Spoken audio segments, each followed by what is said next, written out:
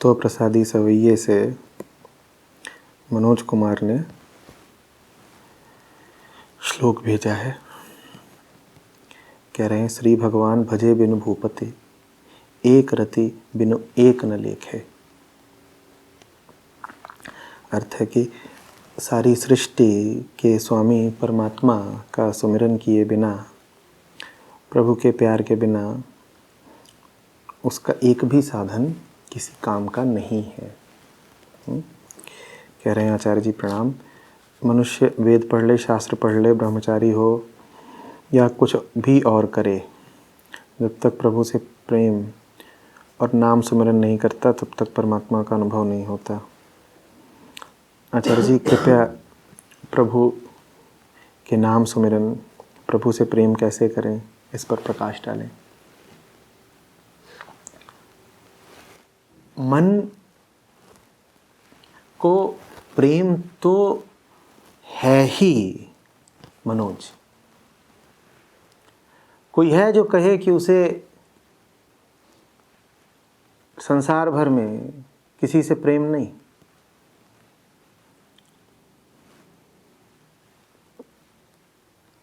बहुत बुनियादी तौर पर प्रेम एक आकर्षण है। कोई है जो कहे कि उसका चित्त किसी भी दिशा को आकर्षित नहीं होता, कोई व्यक्ति वस्तु विचार उसे खींचता नहीं, ऐसा कुछ है? ऐसा तो कोई नहीं है ना। मन को जिससे प्रेम होता है, मन की दृष्टि में वही परमात्मा होता है, क्योंकि मन को उससे नीचे का कुछ चाहिए नहीं है। मन की तलाश परम की ही है। परम माने ऊंचे से ऊंचा, अल्टीमेट। मन की तलाश परम की ही है, और परम की ही तलाश में मन प्रेम में पड़ता है। इसीलिए सबके जीवन में तरह तरह के आकर्षण हैं। कोई किसी चीज़ की ओर खींचता है, कोई किसी से प्यार करता है ना? आप किसी चीज़ की ओर नहीं खींचते, आप किसी व्यक्ति से या वस्तु से प्यार नहीं करते, आप वास्तव में परम ही चाहते हैं। प्रमाण दिए देता हूं, जितना गहरा आपका किसी से लगाव होगा उतनी ही ज़्यादा आपकी उससे उम्मीदें होती हैं। ये आपने गौर किया है? और जानते हैं आपकी उम्मीदों के नीचे की उम्मीद क्या होती है? कि ये जिससे मुझे लगाव है परम निकले। जो कोई तुम्हें बहुत चाहता हो उससे सावधान रहना, क्योंकि जितना वो तुम्हें चाहेगा उतनी ही बड़ी वो तुमसे उम्मीद रखेगा। चाहत बहुत बढ़ गई तो सीधे सीधे तुमसे कहेगा परमात्मा होके दिखाओ।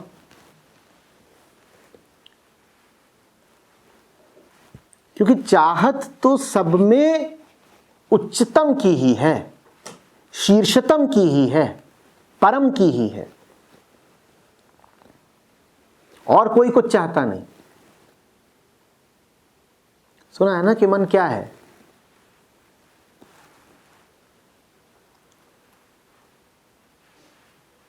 समुंदर है मन, और समुंदर दो चार छींटे पानी से तो भरता नहीं। जब इतना विशाल है मन, तो उसे अपने ही आकार के अनुरूप भरने वाला द्रव्य भी चाहिए। उसी द्रव्य को परमात्मा कहते हैं, जो मन को भर सके। छोटी मोटी चीजें, दो चार अंजुली पानी, इधर उधर की बारिशें मन को भर नहीं पाती।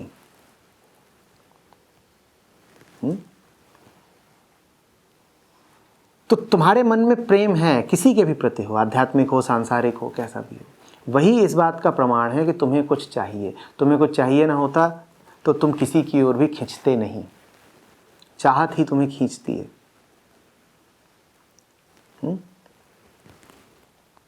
तो यहां तक तो ठीक है कि मन को कुछ चाहिए, और जो उसे चाहिए उसे पाने की खातिर वो किसी की ओर खिंच गया। ठीक है, बढ़िया किया। अब ये चाहत आती कहाँ से है? मन के होने भर से। मन अपने आप में एक अपूर्णता है। मन के केंद्र पर बैठा होता है अहम भाव। अहम का मतलब ही है अपूर्णता। ये चाहत उसी दिन से है जिस दिन तुम पैदा हुए, बल्कि उस दिन से भी पहले की है। ये चाहत ना होती तो तुम पैदा ही नहीं होते। कहने वालों ने कहा है ये चाहत ही पैदा होती है, अपूर्ण वासनाएं ही पैदा होती हैं और नहीं कुछ पैदा होता। अपूर्ण माने चाहत। जहां अपूर्णता है वहीं तो चाहत है ना। जो अपूर्ण होगा वही अपने लिए कुछ चाहेगा। और बच्चा पैदा होते ही कहता है दो मुझे कुछ। पैदा होने से पहले भी वो कितनी चीजों की मांग करता रहता है।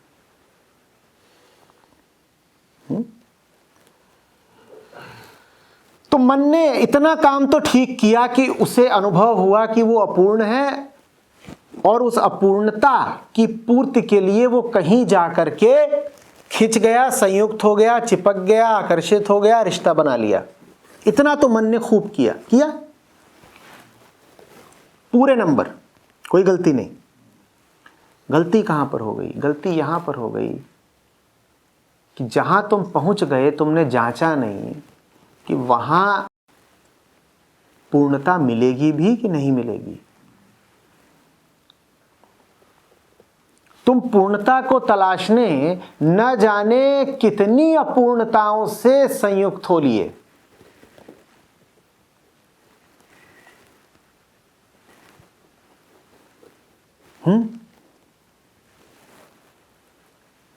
प्यास बुझाने के लिए न जाने तुमने घर में कितनी फूटी बोतलें सजा ली। एक भी ऐसी नहीं है जो तुम्हारा गला तरस कर सके, पर तुम्हारा घर भर गया है। तुम कहते हो मेरा घर। एक एक बोतल फूटी हुई है, उसके भीतर कुछ ठहर नहीं सकता, पर तुम्हारी उम्मीदें उससे शेष हैं कि इससे।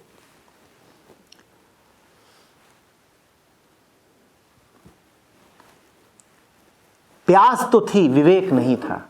ये जांचा नहीं कि जिससे जुड़ रहे हो, जिसकी ओर खींच रहे हो, वो वही है या नहीं जो तुम्हें चाहिए। खींच रहे हो, ठीक किया, पर किसकी ओर खींच रहे हो ये तो देख लेते। सत्य निर्गुण होता है, पर फिर भी सत्य से संबंधित कुछ मोटे मोटे शब्द होते हैं। सत्य में नित्यता होती है। सत्य की पहचान है नित्यता। पूर्ण की पहचान है नित्यता। पूर्ण की तुम्हें तलाश। तो जिससे जुड़ रहे हो ये तो देख लेते वो नित्य है कि नहीं है। ये तो देखना आसान है ना। और नित्य का क्या मतलब होता है? वो जो समय के साथ बदल ना जाए। परम समझकर न जाने किससे जुड़ गए और ये परखा भी नहीं कि वो समय के साथ बदल तो नहीं जाएगा, और वो बदल जाएगा। समय के एक बिंदु पर वो बड़ा आकर्षक लगा। समय के एक बिंदु पर बिल्कुल ऐसा अनुभव हुआ कि ये हमारी तृष्णा बुझा ही देगा, लेकिन वो नित्य नहीं था। समय बदला, वो भी बदल गया। सत्य की इसी प्रकार कई पहचानें बताई जा सकती हैं, हालांकि सत्य की वास्तव में कोई पहचान होती नहीं। पर कहते हैं ना कबीर साहब, निर्भय निर्गुण गुण रे गाऊंगा। तो निर्गुण के भी गुण गाए जा सकते हैं। कुछ गुण और बताए देता हूं। सत्य अखंड होता है, उसके अलग अलग हिस्से नहीं होते। तुम जिससे जुड़ गए प्रेम के मारे, तुमने ये जांचा ही नहीं, तुमने विवेक लगाया ही नहीं कि कहीं इसके कई हिस्से तो नहीं है। कहीं ऐसा तो नहीं कि मुझे इसका एक हिस्सा ही पसंद हो, बाकी हिस्से छुपे हुए हों, और वक्त के साथ बाकी हिस्से जब सामने आए तो मुझे बड़ा धोखा हो, मुझे बड़ी निराशा हो।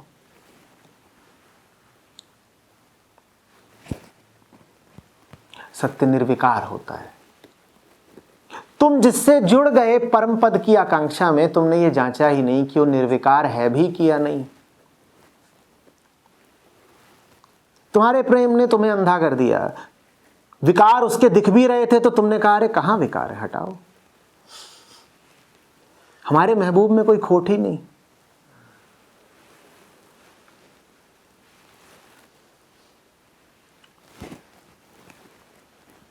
महबूब में कितनी है खोट, ये समझ में आया जब पड़ी तगड़ी।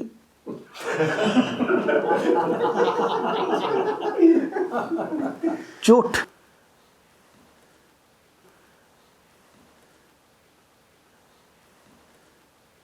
पर उस वक्त तो तुमने जरा भी नहीं जिज्ञासा करी कि ये निर्विकार है या नहीं है, अखंड है या नहीं है, नित्य है या नहीं है। तो जगह जगह तुमने प्रेम के तार बांध दिए। अब ये प्रेम झूठा ही है, नकली है, पर तुम्हारी भाषा में तो इसको प्रेम ही बोलते हैं, तो मैं भी बोले थे। जगह जगह प्रेम के तार बांध दिए, और ऐसी नकली जगहों पर बांध दिए जहां से कुछ हासिल होने का नहीं। अब पूछ रहे हो कि प्रभु का नाम कैसे सुमिरन करें और प्रभु से प्रेम कैसे करें। इतनों से तो प्रेम कर रहे हो, प्रभु की जरूरत क्या है?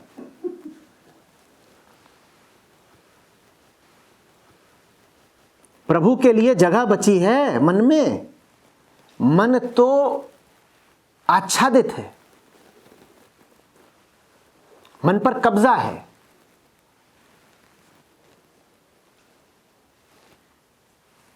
अधिग्रहित मन है, और प्रभु हैं विराट, उन्हें बहुत सारी जगह चाहिए बैठने के लिए। तुम्हारे मन में प्रभु के लिए जगह है भी तो ऐसे ही कि जैसे जनरल डब्बे की बर्थ पर 8 लोग पहले ही बैठे हों और 9वें को कहें आइए आइए आप भी बैठिए। वैसे तो तुम प्रभु के लिए जगह निकालते हो कि 8 लोग पहले ही सवार हैं चित्त पर, और देखा प्रभु खड़े हैं, कहा रहे हाँ सन्यासी टाइप हैं, बूढ़े बाबा हैं, इनको भी थोड़ी जगह दे देते हैं। तो प्रभु के लिए फिर तुम इतनी जगह निकालते हो, कहते हो ये देखो हमारे जीवन में हमने प्रभु के लिए भी कुछ स्थान निकाला।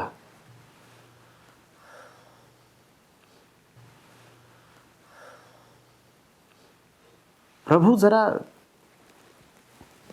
खाए पिए घर से हैं,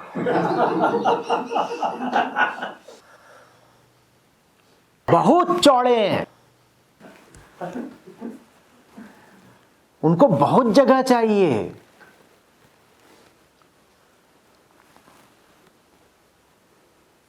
उतनी जगह अगर नहीं दे पाओगे तो तुम पूर्ण को अंश में कैसे बिठा लोगे? जो पूरा है उसको तुम भेंट देते हो आंशिक। तुम कहते हो आओ प्रभु मेरे मन के एक कोने में विराज जाओ। प्रभु चाहे भी तो तुम्हारी इच्छा की पूर्ति नहीं कर सकते, वो इतने बड़े हैं कि किसी कोने में समाते नहीं, और पूरा तुम उन्हें देने को राजी नहीं, क्योंकि तुम्हें अपने भांति भांति के प्रेमों पर बड़ा यकीन है। तुम ये जिक्र करते ही नहीं कि कितने तरीके के तुम्हारे प्रेम अद्यतन चल रहे हैं, उनकी तुम बात नहीं करते। तुम कहते हो एक नया टांका और भिड़ाना है प्रभु जी के साथ। पुरानों की बात कौन करेगा? पुराने जब तक छोड़े नहीं तो नया कहां से आएगा?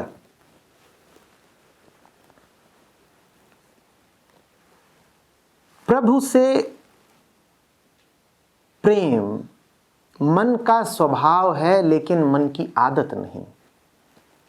ये बड़ी दुर्घटना हो गई आदमी के साथ। उसकी वृत्ति और उसका स्वभाव अलग अलग है। समझ रहे हो बात को? तुम्हारी आदत गंदी है, लेकिन तुम्हारी चाहत सच्ची है। और ये हो सकता ही नहीं है, ये होता है। चाहत हम सब की सच्ची है। ऊंचे से ऊंचा आदमी हो, चाहे गर्हित से गर्हित आदमी हो, चाहत सबकी सच्ची होती है, लेकिन आदतें हमारी बड़ी गंदी हैं। और आदत चाहत से जीत जाती है। आदत चाहत पर भारी पड़ती है। प्रभु इंतजार ही करते रह जाते हैं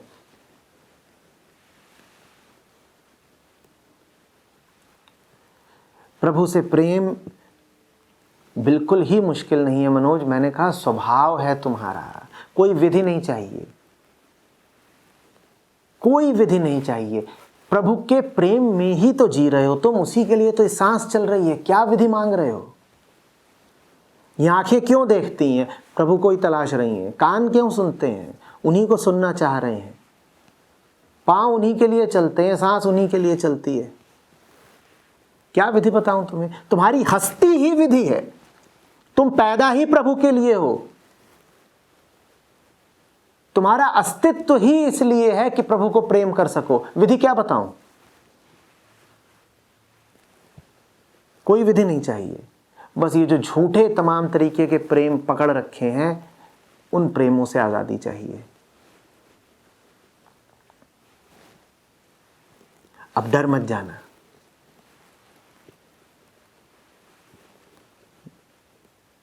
झूठे प्रेम से आजादी का मतलब होता है झूठ का हटना, ताकि प्रेम प्रेम रह सके। झूठा प्रेम तो प्रेम होता ही नहीं। तो मैं प्रेम तोड़ने को नहीं कह रहा, मैं झूठ तोड़ने को कह रहा हूं।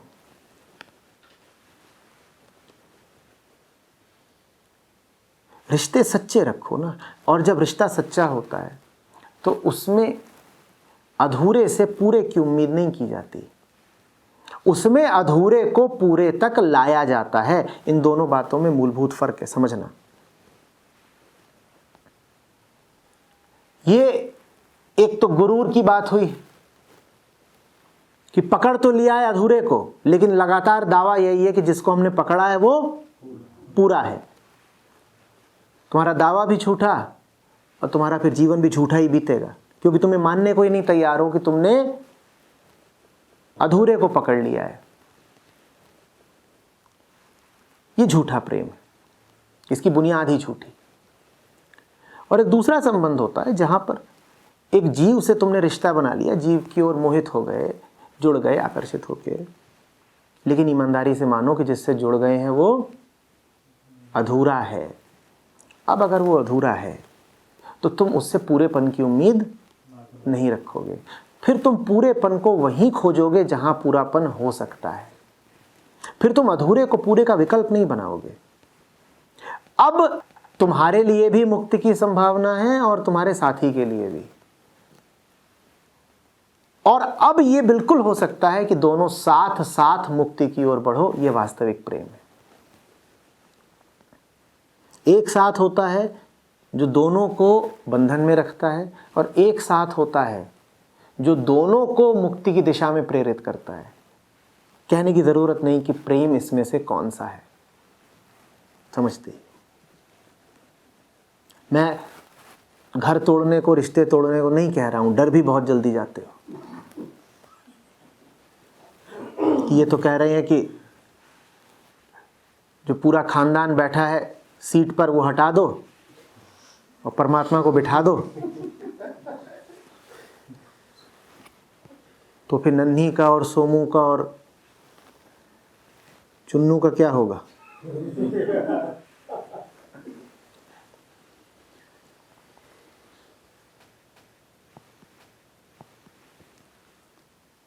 तुम विराट को बैठा दो उस बर्थ पर, वो अपनी गोद में सबको बैठा लेगा, उसकी गोद में सबके लिए जगह है। डरो मत। तुम तो बल्कि अपने खानदान को उस बर्थ पर बैठाओगे तो सबको तकलीफ के साथ ही बैठाओगे। तुम्हें अकल कितनी है? तुम बैठाओगे भी तो किसी फूहड़ तरीके से कि एक के पिछवाड़े दूसरे की टांग घुसी हुई है। ये तुम्हारे बैठाने के तरीके, इसी को तो तुम कहते हो हमारा समायोजन, हमारी जिंदगी, हमने हर चीज सेट कर रखी है। और तुम भली बातें जानते हो कि जिंदगी में तुम्हारी सेटिंग कैसी है। अभी चैन मिलता है अपनी सेटिंग में? तो तुम ये अपनी सेटिंग से बाज आओ। जिसको उस बर्थ पर बैठना चाहिए उसको बैठा दो। मैं कह रहा हूं उसकी गोद बहुत विराट है, वहां सबको जगह भी मिल जाएगी, सबको सुकून भी मिल जाएगा, और तुम अपनी जिम्मेदारी से भी मुक्त हो जाओगे। तुमने एक जिम्मेदारी वाला काम कर दिया, आगे की जिम्मेदारी वो उठाएगा।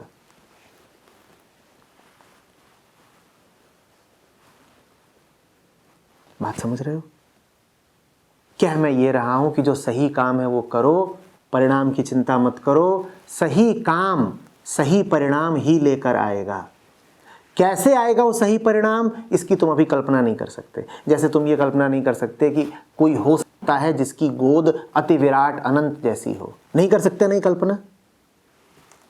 ये कल्पना क्या कर सकते हो कि एक बर्थ पर कोई ऐसी शय बैठी हुई है जिसकी गोद में 8 लोग आराम से बैठ जाएंगे। कर सकते हो कल्पना? नहीं कर पाते ना। वैसे ही तुम ये नहीं कल्पना कर पाओगे, सोच सोच के भी कभी नहीं सोच पाओगे कि कैसे सही काम का सही अंजाम ही होता है। तो अंजाम की फिक्र करना ही छोड़ो। सही जिंदगी जियो, अपने आप आगे जो होगा वो सही होगा, तुम्हारी उम्मीदों से ज्यादा सही होगा।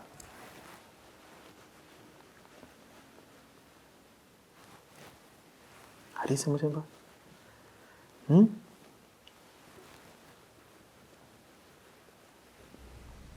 ये मन पूछता कि भाई भाई क्या सही राह पे हूँ, क्या पैमाना है। तो फिर कभी कभार सुनते हैं अपना संत बहुत एक्सप्रेसिव रहे, बुल्ले शाह जैसे, इश्क बुल्ले ना चावे यार नचना पैंदा, मतलब इनके सुनते हैं, मतलब हमें तो नहीं सामने हो यार, हमें तो कोई यार दिखता नहीं। जितना दिखता है उतना आगे बढ़ो। वो अपनी यात्रा में बहुत आगे निकल गए थे, उनको साक्षात दिखता था। तुम्हें कोहरे के बीच भी जितनी रोशनी दिखती हो तुम उसी के सहारे बढ़ो। तुम 50 तरीके के झूठों से घिरे हुए हो, इन झूठों के मध्य ही जो झूठ जरा कम झूठ हो तुम उसकी तरफ बढ़ो। सत्य भले ना तुम्हें दिखता हो, झूठ की भी तो कोटियां होती हैं। जहां जरा कम झूठ हो उधर को बढ़ लो।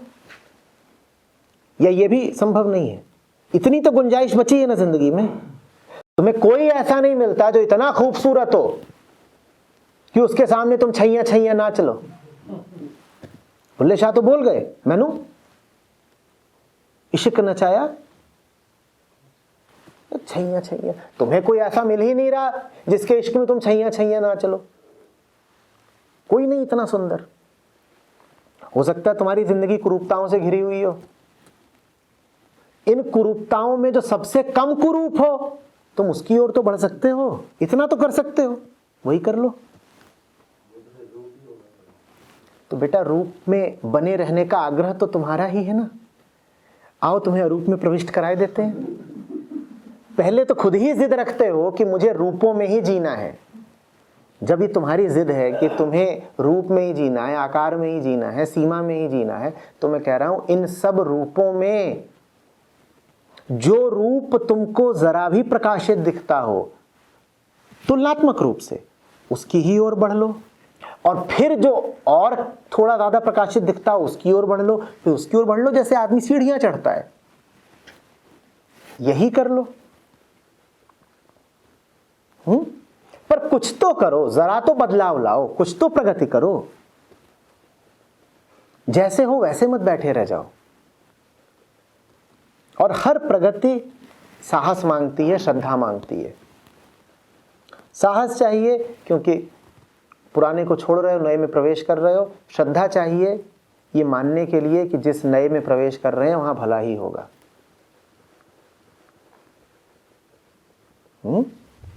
अगर सर सामने से ही कुछ गड़बड़ी दिख रहा हो, खास करके इंटरपर्सनल रिलेशनशिप में, तो दिख रहा हो सामने से कि यहाँ पे कुछ गड़बड़ है, तब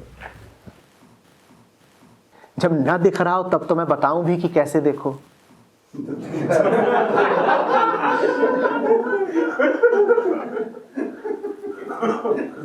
तुम पूछो कि अगर दिख रहा हो कि चाय में मक्खी है तो आचार्य जी क्या करना चाहिए? आचार्य जी अवाक रह जाएंगे, कोई उत्तर नहीं दे पाएंगे। जगमीत सिंह है, कह रहे हैं आचार्य जी मैं नित्यनेम बार बार लगातार करने की कोशिश करता हूँ लेकिन बार बार भूल भी जाता हूँ। हमसे नित्यनेम लगातार हर रोज़ क्यों नहीं होता जी? जगमीत ये छोड़ो, तुमसे क्यों नहीं होता, ये देखो कैसे होगा। कैसे होगा? जिनसे होता है उनके पास रह लो, वो तुम्हें याद दिला देंगे। यही विधि है।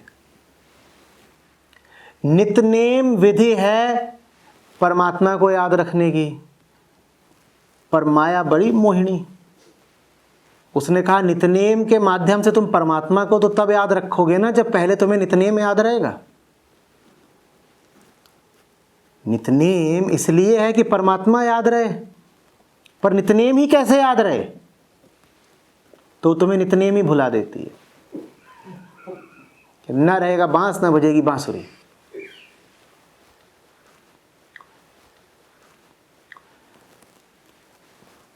तुम किसी ऐसे को पकड़ लो जिसे नित्यनेम याद रहता हो, बस। अभी भी भूलते इसीलिए हो क्योंकि ऐसों को पकड़ रखा है जिन्हें नित्यनेम याद नहीं है। ना उन्हें खुद याद है, ना वो तुम्हें याद रहने देते हैं, है ना? तो आसान है।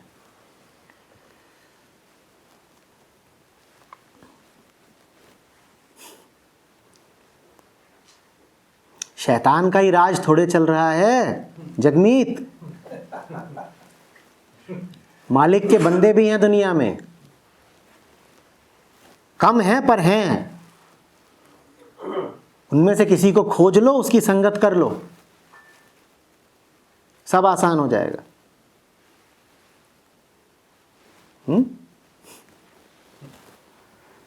सीमा जी हैं लुधियाना से।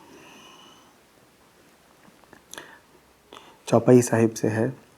काल रहित अनकाल स्वरूपा, अलख पुरख अभिगत अवधूता, जाति पाति जिह चिहन न बरना, अभिगत दैव अक्षय अनभरमा। मैं उस परमात्मा के सम्मुख अपना सर झुकाता हूँ जो मौत रहित है, जिसका अपना वजूद समय के प्रभाव से परे है, जिसके गुण गिने नहीं जा सकते, जो सब जीवों में व्यापक है, जो इन आँखों से दिखाई नहीं देता और जो माया के बंधनों से मुक्त है। मैं उस प्रभु को नमस्कार करता हूँ जिसकी कोई विशेष जाति नहीं है, जिसकी कोई विशेष कुल नहीं है, जिसका कोई विशेष स्वरूप बताया नहीं जा सकता, जिसका कोई विशेष वर्ण नहीं, जो किसी शरीर वाला देवता नहीं है, जिसको कभी मौत नहीं आ सकती, जो माया के चक्र से ऊपर है। तो कह रही हैं, प्रणाम आचार्य जी, मैं कैसे उस परमात्मा के विषय में जान सकती हूँ जिसको मौत रहित सब जीवों में व्यापक और माया से मुक्त बताया है? भोला प्रश्न है, सीधा प्रश्न है। मैं कैसे परमात्मा को जान सकती हूँ जिसे मृत्यु नहीं स्पर्श करती, जो सब में व्यापक है, जो माया से परे है? तरीका वही है जो अभी मैंने जगमीत को बोला। लौ से लौ जलेगी। अभी जिस माहौल में हो सीमा, उसी माहौल में अगर जान सकती तो अब तक जान गई होती। निश्चित रूप से माहौल बदलना पड़ेगा। निश्चित रूप से जो तत्व जीवन में मौजूद हैं उनमें से कुछ तत्वों में फेरबदल करना पड़ेगा। शायद कुछ पुराना हटाना पड़े, शायद कोई नया लेके आना पड़े। पर एक बात पक्की है, जैसा चल रहा है वैसे तो नहीं चलेगा। सब कुछ जब जीवन में सीमित ही हो और छोटा भी हो, सब कुछ जब माया द्वारा ही निर्देशित हो, तब कैसे उसको जानोगी जो माया से परे है? जीवन में जो कुछ मौजूद हो, अगर वो मोह के कारण ही हो और भय के ही कारण हो, तो कैसे जानोगी उसको जो मोह से और भय से आगे का है? आदमी बेचारा करे तो क्या करे? आँखों से ही देखता है, कानों से ही सुनता है, यही उसकी दुनिया है। इंद्रियां ना हो तो कोई दुनिया है क्या? मन ना हो तो कोई बेचैनी है क्या? और मन में सारी सामग्री कहाँ से आई? इन तीनों वाक्यों को जरा जोड़ के देखना। मन में सारी सामग्री आई, मन बेचैन है और इंद्रियां संसार की ओर देखती हैं। इसका क्या मतलब है? शुरुआत करो, मन बेचैन है। दूसरी बात, मन को सारी सामग्री इंद्रियों से मिली। और तीसरी बात, इंद्रियां संसार को ही देखती हैं और संसार इंद्रियों ही द्वारा प्रक्षेपित भी है। तो मन की सारी बेचैनी क्या है? संसार। मन इंद्रियों पे चलता है, इंद्रियां संसार पे चलती हैं, तो मन की सारी बेचैनी क्या है? संसार। तो अगर जीवन में तुम्हारे भ्रम है, अंधेरा है, तो इसका मतलब तुम्हारा संसार रोशनी से रहित है ना। अपने संसार में रोशनी ले आओ। और इस्तेमाल संसार का ही करना पड़ेगा, क्योंकि आंखें जब भी देखेंगी बाहर ही देखेंगी। तो बाहर ही घुप अंधेरे में कहीं से एक दिया जलाना पड़ेगा, और कोई तरीका नहीं।